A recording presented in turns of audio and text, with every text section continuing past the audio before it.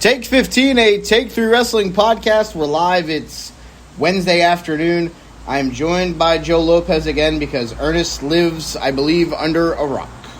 Yeah. All right. Fun things happened last night on the Yellow and Gold brand, but before we get there, let's talk about some news that may be big to some of you at home, but to Ernest won't mean anything.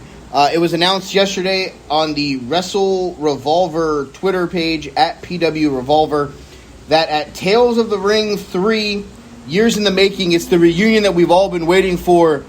Eddie Edwards, Davey Richards, the American Wolves are back. I am extremely excited for that. I know as soon as they announced that Davey Richards, as soon as he announced that he was coming back to wrestling, my first thought was, do we get an American Wolves reunion? I mean, Eddie Edwards has certainly strayed far from the wrestler that he was back in those days, but that was what I was hoping for as soon as Davey Richards said he was coming back. The fact that it's happening, I'm excited for. I hope it ends up happening someplace other than some company I've never heard of, but I'll take this for now. It makes me maybe check this company out, so I guess that's really good marketing. Yeah, maybe they'll go back to TNA and Davey will rebirth the Wolves there. And I mean, their best days were not in TNA. Their best days were in Ring of Honor, and I'd love to see them maybe come back there. Imagine them versus, like, the Foundation, or versus their version of Los Ingobernables, or Los Incredibles de Yepo. Yeah, exactly. Like, imagine the Wolves. Imagine the Wolves in New Japan. Imagine them getting that moment. Like, I mean, we've got the door open, right? Like, everyone's fighting everybody everywhere. Like, everybody's working together. Except for WWE, who doesn't even like to work with themselves. That's obvious. Yeah. All right, we'll move on. Yellow and Gold brand last night, the NXT show. It was taped the week before. I knew some of the stuff that was going to happen, but seeing it play out on national television made it look a lot better. Oh, yeah. There's some great angles last night. We'll start with the biggest takeaway of it all. It is official. TakeOver 36 for the NXT World title. Karrion Kross versus the former hired muscle of one William Regal. He's back, and I think he's winning gold in a couple of weeks, and it is the Samoan submission machine, Samoa Joe. Yeah, exactly. No, I'm hyped for that match. That angle was fantastic. The storyline is fantastic. And if Joe's about to be a next NXT champion, I'm not mad at it. No, not at all, because it opens up a lot of really good ideas and matches that could be coming Samoa Joe's way in the near future. Well, because that's the crazy thing, too, is like Joe is a former NXT champion. I think he's a former two-time NXT champion, as a matter of fact. But the last time he was there, half the guys that are now the main guys that he probably ended up defending the title against either weren't really there or weren't at that level yet. Like, I don't think he ended up defending it against your Adam Coles or your Kyle O'Reillys or even your Johnny Garganos or anyone like that. There's actually a lot of dream matches for Samoa Joe in today's NXT. So I'm so here for it. I'm more excited for that than I am for anything with Karrion Kross, if I'm being honest. So again, the show started. Joe came out, basically said, I'm out. I came out years ago. What are you talking about? No, of course you did. I'm actually trying to find his last, real NXT reign. I don't remember that being the start of the show, for the record. I'm pretty sure the show started, I watched it last night. I'm pretty sure the show started with a tag match of some sort. I think. I don't remember. You know, I'm not actually good at these memory things. So he won the title from Shinsuke at TakeOver Toronto. Right. And then lost it back to him, won it, right away. Like a month later. Right. That sounds accurate. Yep. Let's see. All right. So the show started. Pete Dunne and Oney Lorcan versus Tommaso Ciampa and Timothy Thatcher. That was the tag match. Yep. I knew it. It was a great match. Really great match. Notable here, Ridge Holland makes a return and aligns himself with the former Team Pat McAfee, a.k.a. Team Anti-Adam Cole. Yeah, I mean, the return was cool, even if I don't actually remember who the hell he is. But I'm here for this. I'm here for the storyline. Like I said, one of my favorite parts of this NXT show overall, and it'll continue to hear it as we go through the results, every single segment had a purpose. Everyone seems to be involved in some kind of feud. Everything is leading somewhere. So, I mean, I appreciate it. I absolutely agree. We then get a breakout tournament match between Carmelo Hayes and Josh Briggs. Hayes gets the victory, 10 minutes. The more and more me and Joe have talked about this, the less and less that we hope that the breakout finals is at NXT TakeOver 36, just because of other things that we think could take its place, but we'll keep an eye on that.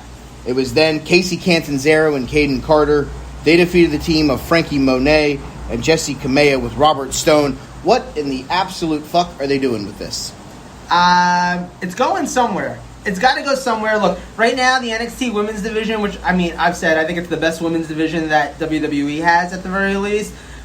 But it is actually in a state of kind of flux right now. Like, it's in a weird place where, you know, you just lost Shotzi, and you just lost Toni Storm, and you just lost, who else? Tegan Knox. Right. You just lost a bunch of them, and you've got, like, the women's tag scene right now is really kind of not all together there. They got rebuilding to do, and it's interesting to see where they're going to go with it, because it's not like there's a lot of women just sitting around not doing anything yet. We're going to get the pieces that they have, and they just got to figure out what to do with it. From a storyline perspective, it's interesting. I'm enjoying it. Yes, I just wonder where this goes with Mandy Rose and all of that stuff.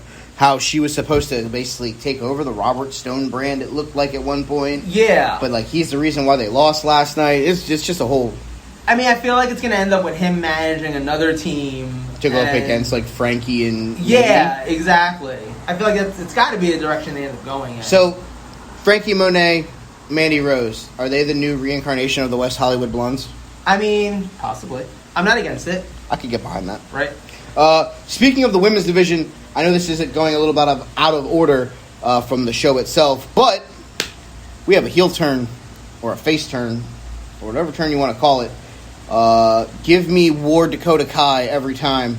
Dakota turned on Raquel last night, basically insinuating that Raquel would keep the title as long as Dakota has her back, but she has her back no more. Yakuza kick in the corner. Dakota poses with the title.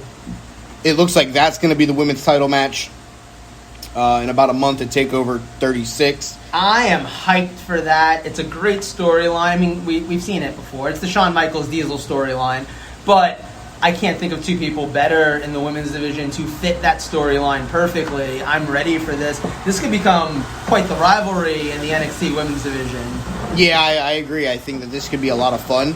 I think that Dakota's a very game opponent for Raquel. Dakota's really good in ring. Yes. And she'll get the best out of Raquel from that aspect. Absolutely. We then get another tag match. I feel like it was NXT tag team turmoil last night. It kinda. Imperium, Fabian Eichner, Marcel Barthel, they defeated the team of Ashante Adonis. Yes. And Top Dollar. Top Dollar. A.K.A. Hit Row Records with B-Fab and Swerve. It's a great gimmick. I love them. I love them together. Bigger thing here post-match, we get Legado del Fantasma coming out. If this does not lead to TakeOver 36 being Swerve versus Santos for the North American title, I think we're doing this wrong. Oh, I'm sure it will. The only other scenario is maybe if they go in a Hit Row versus... Six-man tag. Yeah, in some capacity, which I wouldn't exactly hate either. But it'd be cool to see the North American title on the line, so... What if they did the old school, like, dumb thing where it was like six-man tag where the winner of the fall is the champion?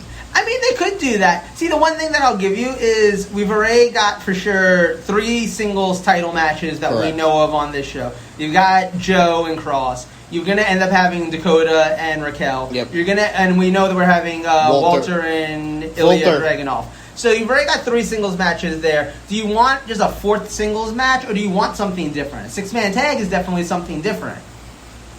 Speaking of something different, we talked about this a little bit. We'll get into the conversation here as we have about 5 minutes left on the show.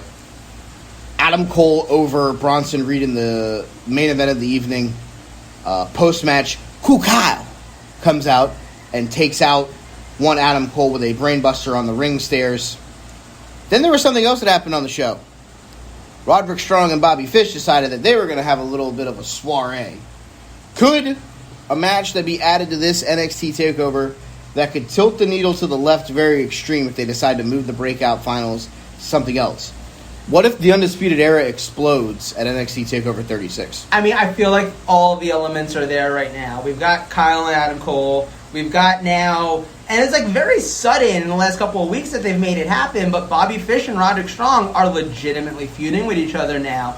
There's no, I don't need to see Kyle O'Reilly and Adam Cole again on another takeover right now, just in a one-on-one match. I look at it from this standpoint. They're trying to remake Johnny versus Tommaso with Kyle and Adam. Yes. But it's not as good. No, because there wasn't as much of a partnership there in NXT. There wasn't as much history there with the two of them in NXT as they built up with Johnny and Tommaso specifically. I think there's more value in doing a 4-way with all 4 members of Undisputed Era. I think you get something out of there. And it's funny because for a while it didn't feel like we'd ever end up in that direction. It definitely felt like everyone was just kind of going their own separate ways. But now it's at that point where it really does kind of feel like, okay, they could actually make this possibly happen. Yeah, absolutely. I think that's going to be a match.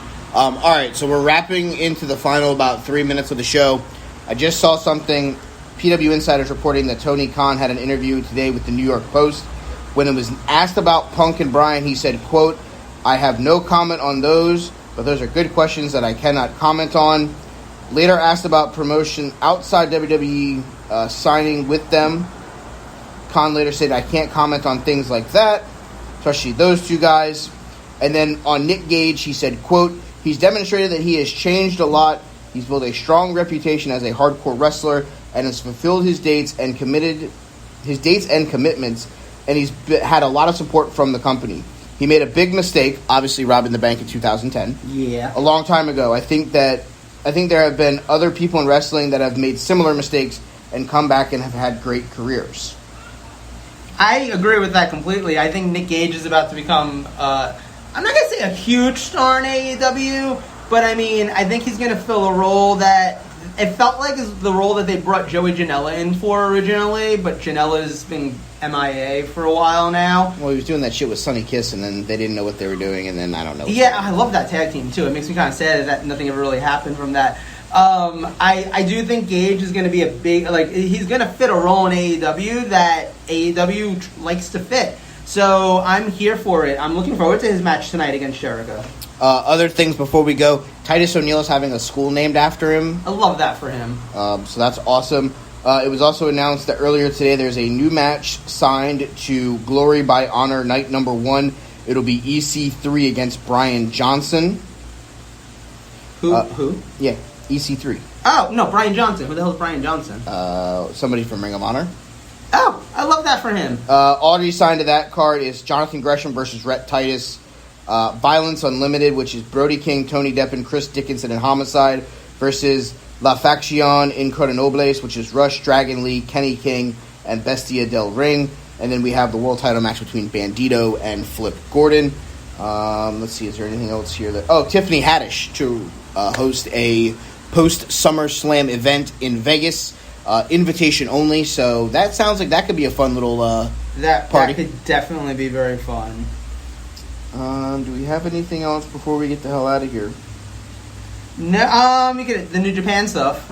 Oh, we added a couple of matches. We are getting the rematch of Jeff Cobb versus Kazuchika Okada in September, which is expected. Yeah, especially after the roll-up finish. Yeah. And then finally, what was the other one we're getting? I don't remember. It's Chase Owens versus Toru Yano. That's why I don't remember it. For the King of Pro Wrestling thingy-majigger. Literally not worth remembering. There we go. Yeah. So, tonight, chock-filled lineup for AEW. I'm going to try to bring that card up real quick so I can preview that before we get the fuck out of here. Fight for the following lineup for tonight. We have, making her first real AEW signed talent debut, it's Thunder Rosa versus Julia Hart of the Varsity Blondes. We have a no-rules match between Chris Jericho doing his Painmaker gimmick versus Nick Gage. 10-man elimination tag match. If Paige and the Dark Order win, Adam gets his shot at the AEW World title. It is the Elite. It is Kenny, the Bucks, and the Good Brothers versus Uno, Grayson, Paige, I believe it's Silver and Reynolds are the 10 participants of that match. Fun match. Honestly, I think Hangman is the sole survivor and gets the win. Yeah. Tony Khan will make a live announcement. That might be somebody debuting. Keep an eye on that. IWGP US title match: Lance Archer versus Hikuleo. I don't know who that is. Somebody from Bullet Club.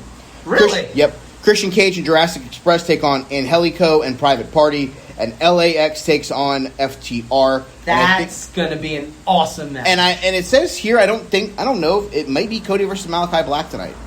You know, I thought that was next week. I think it's next week. It says right here that it's tonight, but it could be this week, it could be next week. Everything that I saw on Facebook and stuff, I didn't see any advertisements for that particular match. But I mean, do we think that even if that match were supposed to happen tonight, that's actually going to happen? I don't think so. I think that that's getting built up for the next pay-per-view. I agree. If you're smart. I would hold off on it. All right, so before we get out of here, let's do some plugs. Follow us on Facebook and Instagram, Take3 Wrestling. Follow us on Twitter at Take3 Wrestling. You can follow Joe at JLo Shugga on Twitter. You can follow me at They Call Me Burn. The guy who's not here, you can follow at EJ Christian 7. That is today's show. We will be back tomorrow in the morning to discuss what happened on AEW tonight. Be on the lookout Friday morning for our main show where we have a lot of fun stuff, including this week's Wrestlers of the Week. So until then, for Joe, I'm Mike. We will see you guys on the next episode of Take 15, a Take 3 Wrestling podcast. Bye.